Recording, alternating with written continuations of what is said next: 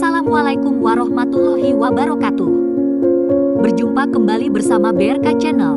Informasi seputar kisah-kisah inspiratif Islami.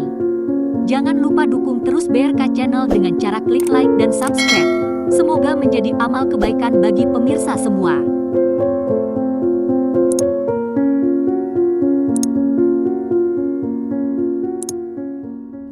Kisah Isra dan Mi'raj Nabi Muhammad SAW. Kisah Isra dan Mi'raj Nabi Muhammad SAW terjadi dalam satu malam. Isra dan Mi'raj ini umum diperingati umat Islam setiap 27 Rajab. Terdapat serangkaian peristiwa yang dialami Rasulullah sepanjang malam tersebut, termasuk menerima perintah salat 5 waktu. Peristiwa Isra dan Mi'raj yang dialami Nabi Muhammad, dilukiskan dalam surah Al-Isra ayat 1, Maha Suci Allah, yang telah memperjalankan hambanya, Muhammad, pada malam hari, dari Masjidil Haram ke Masjidil Aqsa, yang telah kami berkahi sekelilingnya, agar kami perlihatkan kepadanya sebagian tanda-tanda, kebesaran, kami. Sesungguhnya dia Maha Mendengar, Maha Melihat. Isra yang bermakna perjalanan malam, adalah peristiwa ketika Nabi Muhammad berangkat dari Ka'bah di Makkah ke Baitul Maqdis di Yerusalem. Jarak Makkah ke Yerusalem sekitar 1239 km, yang pada sekitar 621 Masehi normalnya ditempuh dengan perjalanan kuda atau unta sekitar sebulan. Namun, Nabi Muhammad mencapainya hanya dalam semalam.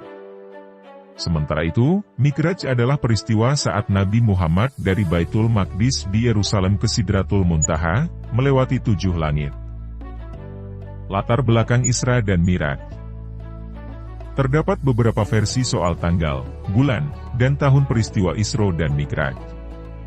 Namun, yang paling umum diyakini adalah 27 Rajab, sekitar 621 Masehi. Isra dan Mi'raj itu terjadi setelah tahun kesedihan, yaitu ketika Nabi Muhammad melepas kepergian paman sekaligus pelindung beliau, Abu Thalib, juga istri tercinta, Khadijah. Isra dan Mi'raj Rasulullah tersebut bagai hiburan dari Allah, ketika Nabi merasa sedih dan risau. Dalam tafsir Jalalain karya Jalaluddin Al-Mahalli, dijelaskan bahwa dia, Allah, melimpahkan nikmatnya kepada beliau dengan memperjalankannya di suatu malam.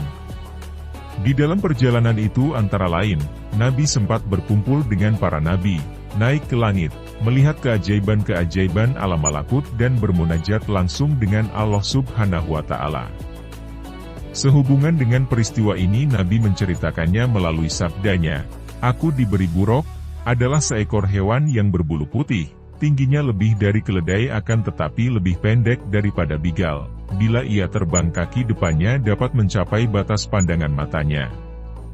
Lalu aku menaikinya dan ia membawaku hingga sampai di Baitul Maqdis." Peristiwa yang dialami Nabi saat Isra dan Mi'raj. Pada malam sebelum mengalami Isra dan Mi'raj, Nabi Muhammad tengah bermalam di rumah Hindun binti Abu Thalib, sepupu beliau yang dikenal dengan nama Ummu Hani. Setelah tidur sejenak, Nabi terjaga dan mengunjungi Ka'bah. Di sana, beliau mengantuk hingga terlelap. Saat itulah Jibril datang, membangunkan beliau hingga 3 kali. Oleh Jibril, Nabi diantarkan ke buruk, sejenis hewan yang lebih tinggi dari himar, keledai, dan lebih pendek dari bigal. Buruk ini memiliki sayap, dan berwarna putih susu. Dalam kitab Kisah Mirajin Nabi karya Syekh Najmuddin Al-Ghaidzi, digambarkan dalam perjalanan dari Ka'bah ke Baitul Maqdis, Nabi Muhammad mengalami perhentian beberapa kali, yaitu di Madinah, dekat Sajarah Musa. Tempat Nabi Musa berteduh saat diburu Raja Fir'aun, Bukit Sinai, hingga Bethlehem tempat kelahiran Nabi Isa. Beberapa peristiwa lain yang dialami Nabi Muhammad adalah berikut. Melihat jin ifrit yang mengikuti Nabi dengan membawa obor. Nabi kemudian melintasi sekelompok yang bercocok tanam, lantas langsung memanen hasilnya. Ini adalah gambaran umat yang berjihad fisabilillah. Nabi kemudian mencium aroma harum masyitoh, yang memegang teguh keyakinannya kepada Allah, meski ia dan anak-anaknya dihukum dengan dimasukkan ke dalam penggorengan oleh Fir'aun. Nabi bertemu pula dengan sekelompok orang yang memukul kepada dengan palu hingga pecah, lantas kepala itu utuh kembali dan dipukuli lagi.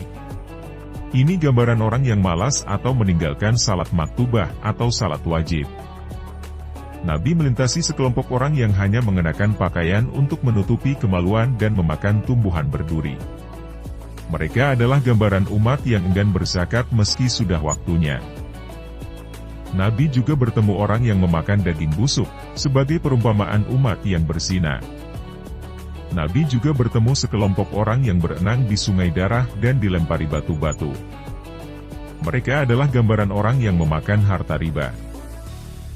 Nabi bersua pula dengan orang-orang yang mengumpulkan kayu bakar, mengikat dan memanggulnya, tetapi beban kayu bertambah.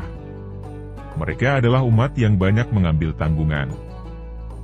Nabi melintasi orang yang saling mengguntingi lidah dan bibir dengan gunting besi, gambaran ahli fitnah. Nabi bertemu kaum yang mencakar wajah dengan kuku tembaga, gambaran orang yang gemar mengumpat dan menyebarkan aib. Nabi berjumpa pula dengan wanita yang memakai perhiasan serba indah, yang merupakan gambaran dunia yang bisa melalaikan orang dari akhirat. Kelak akan ada perwujudan lain, wanita itu menjadi tua renta, yang menandakan betapa dekatnya dunia menuju hari kiamat. Sesampainya di Baitul Maqdis, Nabi Muhammad kemudian menambatkan buruknya pada tempat penambatan yang biasa dipakai oleh para nabi. Selanjutnya beliau memasuki Masjidil Aqsa dan melakukan salat 2 rakaat di dalamnya, menjadi imam para nabi di tempat tersebut. Setelah selesai sholat, beliau lantas diberi 3 gelas dengan isi yang berbeda-beda, yaitu khamar, susu, dan air putih.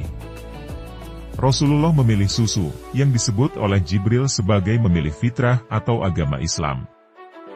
Setelah itu, Nabi Muhammad melakukan Mi'raj, melewati langit dunia menuju Sidratul Muntaha. Dalam proses Mi'raj ini, Rasulullah bertemu dengan para nabi pilihan di setiap langit. Simak terus kelanjutan kisahnya pada episode berikutnya. Sampai jumpa, terima kasih. Wassalamualaikum warahmatullahi wabarakatuh.